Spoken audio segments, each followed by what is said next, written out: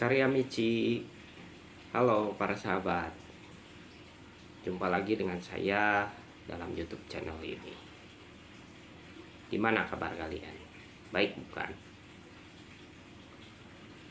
Para sahabat, kali ini saya membahas tentang rumah yang ada di bawah jalan utama atau jalan di depan rumahnya. Welcome to our channel. Don't forget to like, share, and subscribe. Ini timbul karena ada sahabat yang bertanya, Noi, apa sih akibatnya kalau rumah di bawah jalan utama?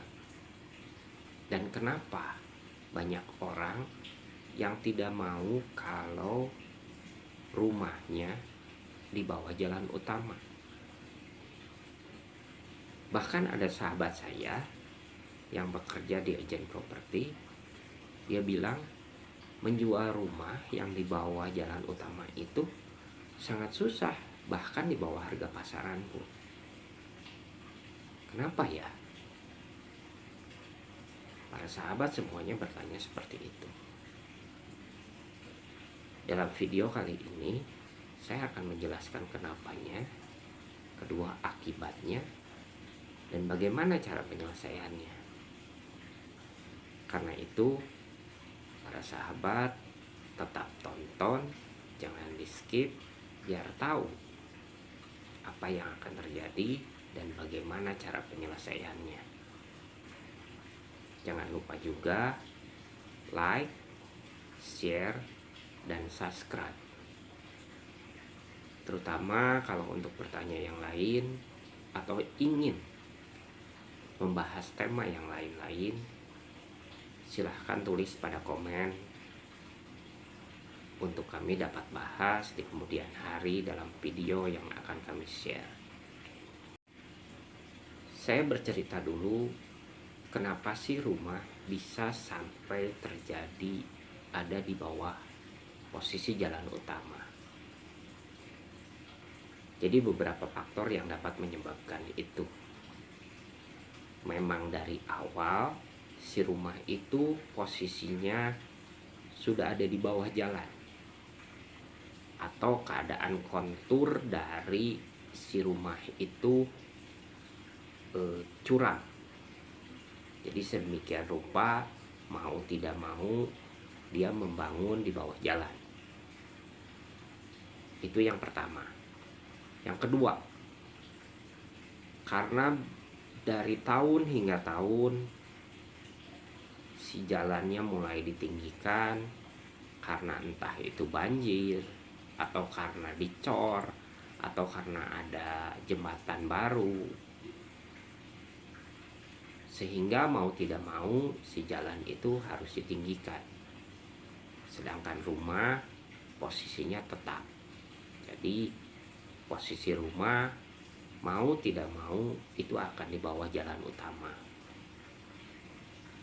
Nah, terus apa yang akan terjadi kalau misalkan posisi rumahnya di bawah jalan utama? Banyak orang berkata itu jelek. Banyak yang berkata bahwa ya itu nggak hoki. Itu menyebabkan berbagai macam musibah atau bencana.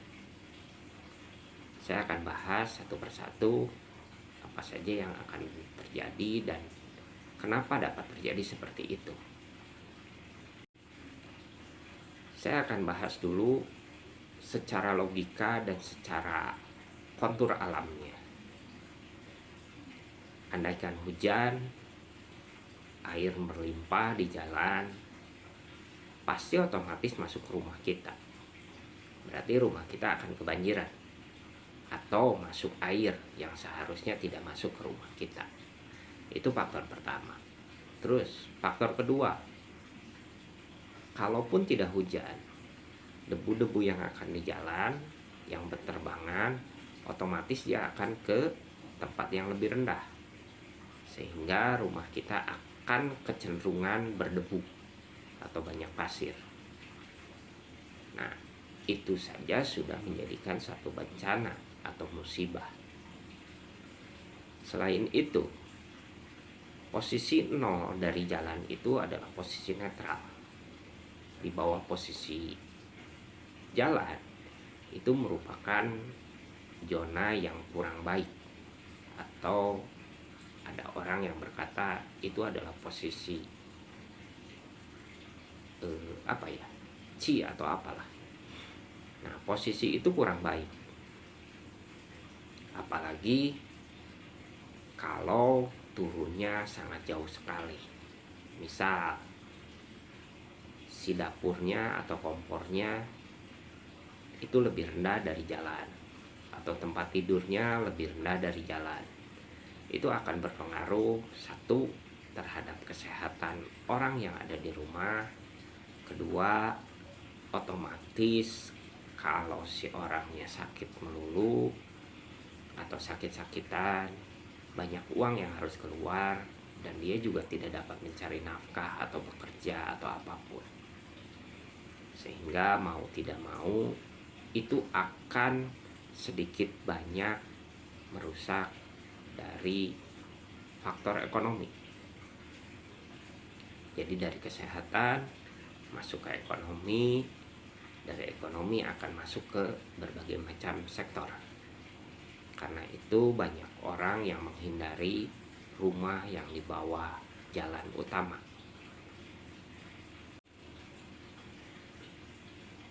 Karena rumah yang di bawah jalan utama itu memiliki sektor yang lebih jelek. Terus ada sahabat juga yang bertanya, ya udah kalau gitu langsung aja tinggikan. Bisa menjadikan satu penyelesaian. Tetapi ditinggikannya mau berapa tinggi? 1 meter, 2 meter, 3 meter, atau bahkan langsung di lantai 2 yang lantai satunya tidak dipergunakan. Itu bisa saja untuk menjadikan satu solusi. Tetapi alangkah baiknya andaikan lantai 1 yang dipergunakan itu ditinggikan atau diuruk secara permanen. Itu dapat dipergunakan. Atau para sahabat bisa melakukan tempat tidur, dapur, dan yang vital-vital itu berada di lantai 2. Di lantai 1 untuk sementara dapat dipergunakan oleh para sahabat.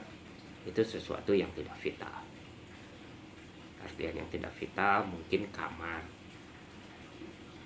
tamu atau ruang tamu atau apapun lah. Tapi itu hanya bersifat untuk sementara dengan alasan karena faktor ekonomi. Jadi solusi yang secara permanen adalah menguruk lantai 1 untuk ditinggikan. Solusi kedua, pindah tempat. Tapi kan para sahabat, kalau dengan menguruk atau pindah tempat itu akan mengeluarkan biaya lebih tinggi. Biaya lebih tinggi, dikhawatirkan dalam posisi atau keadaan saat itu tidak memungkinkan. Kalau para sahabat memungkinkan untuk posisi pindah atau menguruk, itu lain cerita. Itu hanya dari satu aspek kalau rumah di bawah jalan utama. Tapi sebetulnya untuk unsur rumah sendiri itu banyak sekali aspek. Saya tidak dapat menjelaskan seluruhnya karena banyak orang sudah mahir dalam bidang feng shui atau feng shui, antara angin dan air yang diselaraskan. Mereka mengatur ruangan demi ruangan, mereka mengatur alur air sehingga semuanya selaras.